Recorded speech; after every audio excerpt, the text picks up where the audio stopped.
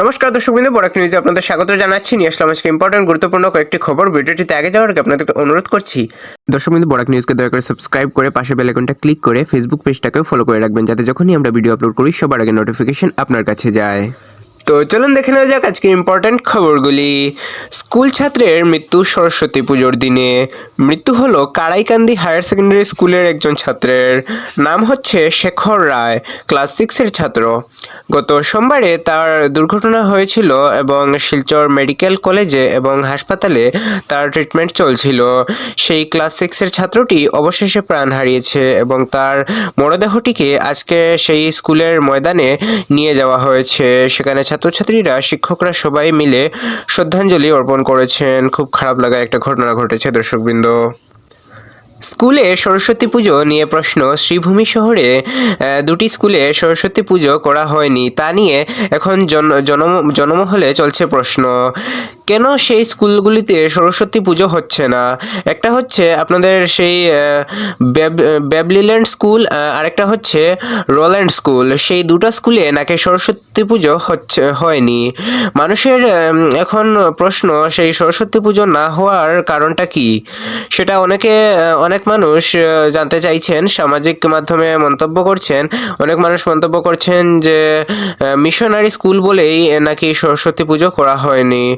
জনসাধারণ প্রশ্ন তুলেছে, যদিও মিশনারি স্কুল, কিন্তু অনেক হিন্দু ছেলেমেয়েরাও তো সেখানে পড়াশোনা করছে। তাহলে কেন স্কুল কর্তৃপক্ষ সরস্বতী পুজোর আয়োজন করেনি? স্কুলের তরফ থেকে কোনো ধরনের স্পষ্টীকরণ এখনও আসেনি বলে জানা গেছে। আপনারা যদি এখনও আমাদের বরাক নিউজের ইউটিউব চ্যানেলটাকে সাবস্ক্রাইব না করে থাকেন দর্শক বন্ধু, প্লিজ দয়া করে সাবস্ক্রাইব করে রাখবেন এবং পাশে বেল আইকনটাকে বাজিয়ে দেবেন এবং আমাদের বরাক নিউজের ফেসবুক পেজটাকে ফলো করে রাখবেন, যাতে যখনই আমরা ভিডিও আপলোড করি সবার নোটিফিকেশন আপনার কাছে যায় দর্শকবৃন্দ। ভোটার তালিকা থেকে নাম কর্তন ও বিএলওকে নোটিশ। সমগ্র আসামে চলছে এসআর স্পেশাল রিভিশন প্রক্রিয়া।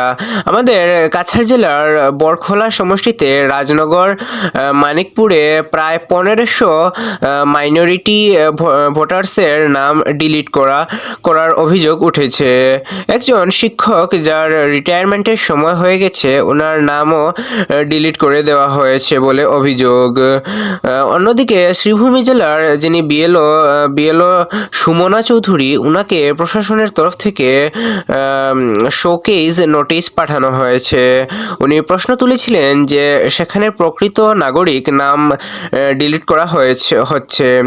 এই প্রশ্ন তোলার কারণে ওনাকে শোকেজ নোটিশ দেওয়া হয়েছে এবং 3 দিনের মধ্যে জবাব দেওয়ার কথা বলা হয়েছে।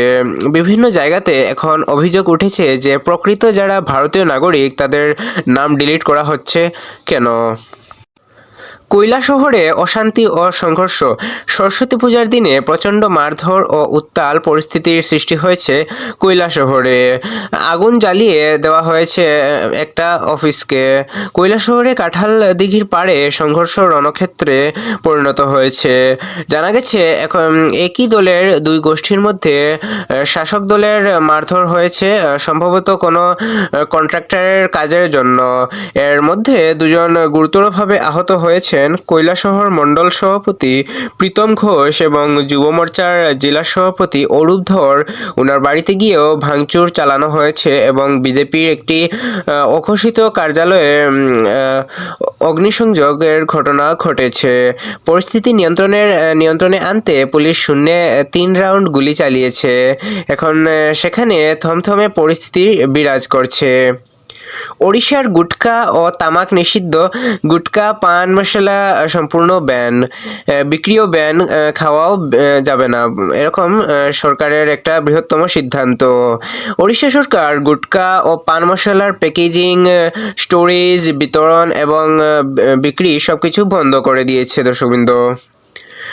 হারানো সংবাদ। একজন ব্যক্তির নথিপত্র হারিয়েছে। কাছাড়ের হাচড়া বাজার থেকে লাঠিগ্রাম যেতে অটোতে ব্যাগ ফেলে চলে গিয়েছিলেন। ব্যাগের ভেতরে আধার কার্ড, ড্রাইভিং লাইসেন্স এবং ডাক্তারের রিপোর্ট ছিল। যদি কোথাও দেখতে পান তবে এই নাম্বারে যোগাযোগ করতে পারবেন, 8638663805। আবার বলে দিচ্ছি, 8638663805। 605 এই নাম্বারে আপনারা জানিয়ে দিতে পারবেন দর্শকবৃন্দ। তো এগুলো ছিল আজকে ইম্পর্টেন্ট এবং গুরুত্বপূর্ণ কয়েকটি খবর দর্শকবৃন্দ। এগুলোর মধ্যে আপনার সবচেয়ে বেশি গুরুত্বপূর্ণ বলে কোনটি মনে হয়েছে কমেন্ট করে নিশ্চয়ই জানাবেন দর্শকবৃন্দ। এবং ভিডিওটিকে যদি ভালো লেগে থাকে ভিডিওটিকে একটি লাইক করে দেবেন এবং ভিডিওটিকে শেয়ার করে দেবেন আপনার কাছের মানুষজনদের কাছে। এবং চ্যানেলটিকে যদি এখনও সাবস্ক্রাইব না করে থাকেন দর্শকবৃন্দ প্লিজ দয়া করে চ্যানেলটিকে সাবস্ক্রাইব করে পাশে বেল আইকনটাও বাজিয়ে দেবেন। দেখা হচ্ছে আগামীকাল আরেকটি ভিডিওতে। ততক্ষণের জন্য ভালো থাকুন, সুস্থ থাকুন। জয় হিন্দ।